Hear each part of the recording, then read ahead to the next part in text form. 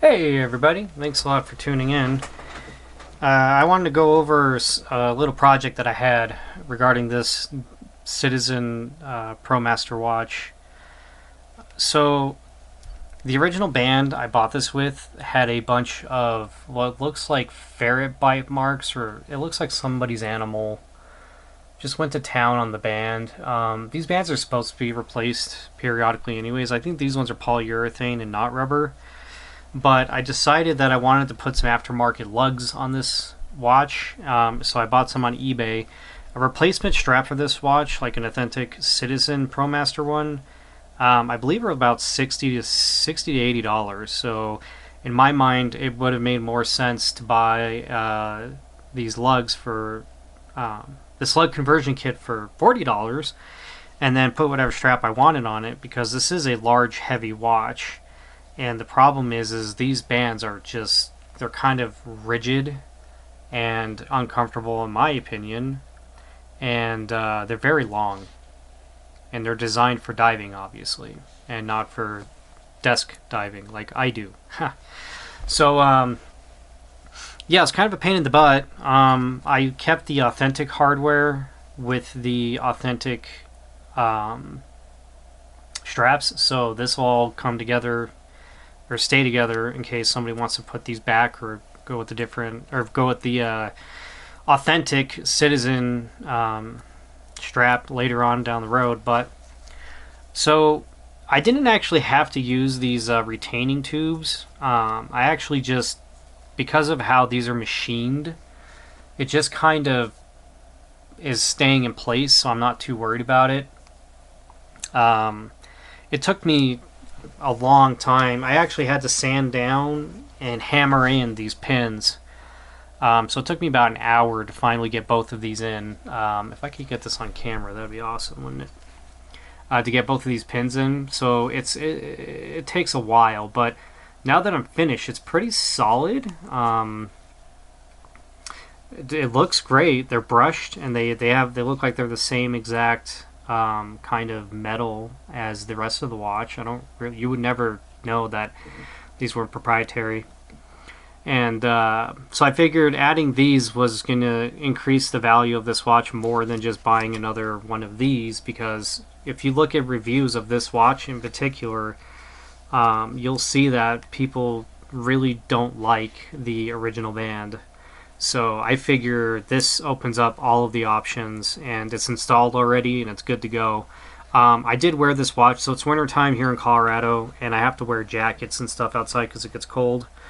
And you can't really wear large, oversized watches like this during winter time, which is why I go through phases. Like, I'll wear my big stupid, like my G-Shock. Where is it? I've got a GWG 1000, like this guy, that I wear during the springtime and summertime because it's nice out, and I actually do like oversized watches, even though my wrist size is 6.5 inches. Like, it's not a huge wrist by any stretch of the imagination, but I do like wearing oversized watches a lot. But the problem is once winter hits, like, it's really difficult to get this underneath your jacket cuff, depending on the jacket.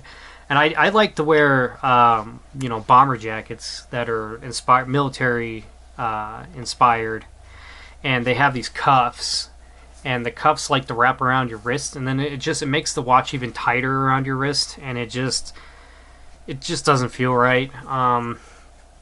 But for my vintage jackets that have the large armholes, it's fine. But these kind of oversized watches just have to take a back seat at the moment. But would I recommend this? I don't know. I really wish I'm sure these came from China. I really wish they got the exact specifications right on these, so that they would go on without any additional sanding or finagling with the watch to install, because that really was a pain in the neck to get both of these on. And but now, like I said, now that they are on, like, they're not coming off without you pinning them out, obviously. Like, they will come off if you use the right tools off, but they're not going to come off under normal wear.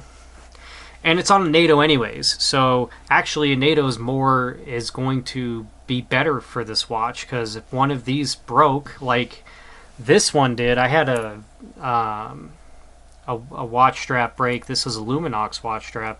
This actually broke on me. It just split in half. My watch fell off my wrist. And that's problematic. But on a NATO, so NATOs are designed to where if one of the spring bars breaks, the watch is still hanging off the strap by one of these spring bars. So that's one of the major benefits of having a NATO strap. So, but you could put a leather strap on this now. Like you could put any standard. I think it's 22 millimeter, or maybe it's 20. It might be 20. Where's my calipers? Whee. Yeah, 22. So now you could put any standard 22 millimeter strap on these. They're also drilled lugs, so you taking these lugs out, or yeah, taking the spring bars out is super easy. And now this watch is 10 times more wearable as a result of these. The problem is the lug is still pretty insane on this watch. So we're talking, ooh, 60 millimeter lug to lug.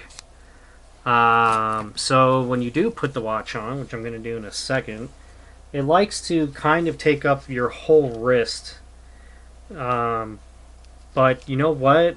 It's still way better than the old band. So this is what it'll look like on your wrist. It's not too shabby, but it definitely, because my wrists are not big enough, the wings of these will hang off my wrist, and it makes it look kind of weird, and it's extremely top heavy too.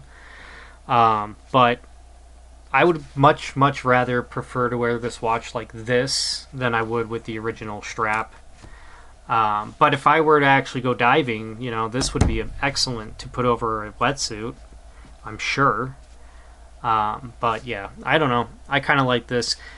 I may change this NATO out for a different one, but the blue and the black actually match up with the theme of this watch, so it doesn't look too bad. But yeah, really cool watch. It's actually pretty wearable. I almost don't want to sell it, but I got some car bills I got to pay off, so I probably will be selling this watch. This is definitely one of the absolute best Citizen watches in my collection right now that I own. But yeah, I'm gonna have to sell it off, I think, which is super unfortunate because I love this watch. Anyways, figured I would talk about it because I don't think there's too many YouTube videos regarding these lug conversion kits for this particular one. There's a lot of them for the Ecozilla, but not this one. So I just wanted to talk about that. It's good once you get it on.